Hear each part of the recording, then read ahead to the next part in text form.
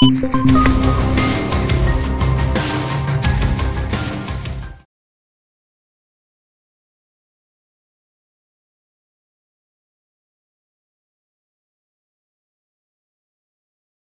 we get this review underway, let me admit something. I have 3 gaming weaknesses. Kirby, Beautiful Joe, well, Joe's pretty much over, so I only have 2. Kirby and games where you build robots. It started when I imported Custom Robo for the GameCube and found out I was actually playing it more than Smash Bros with my friends.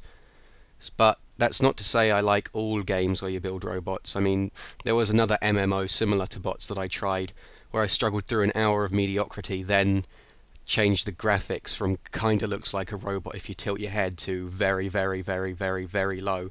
My computer pretty much made a horrible noise, excreted and died. Let's start our review with a plot summary. You're a robot in the year something or other, and there are bad robots in cyberspace. You have to kill them. That's really pretty much it, and you won't really find much of interest. There are no plot twists or anything like that, so don't get your hopes up.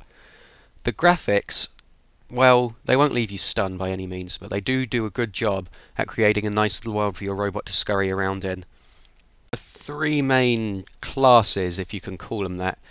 If we have to go into World of Warcraft terms, we'll call them Hunter, Rogue, and Warrior. For you MMO virgins out there, that would be Fast, Strong, and Super Saiyan. One of the robots is a tank, the other one's the speedy member of the group, and the last one is pretty average in everything. However, it does have a very good transformation.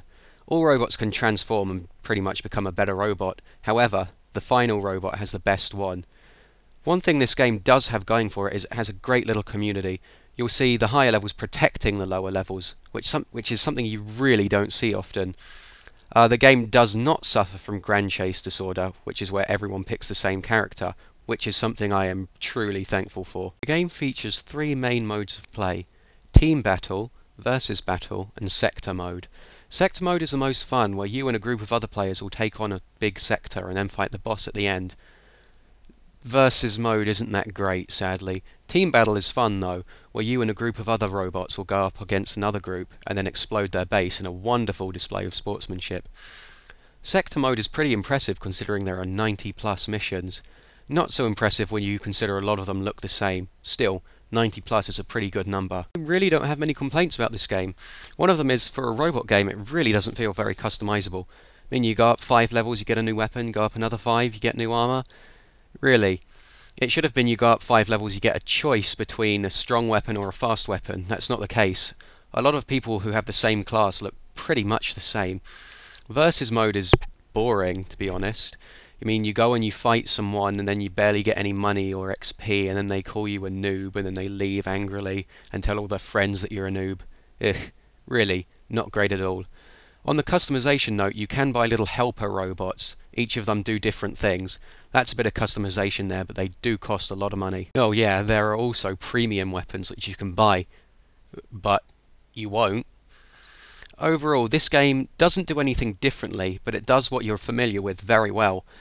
It's charming and has a nice little community, and sector modes are genuinely really fun. Overall, I'm going to give it a 7.5 out of 10. I recommend it. Alright, Jungle Fever crew!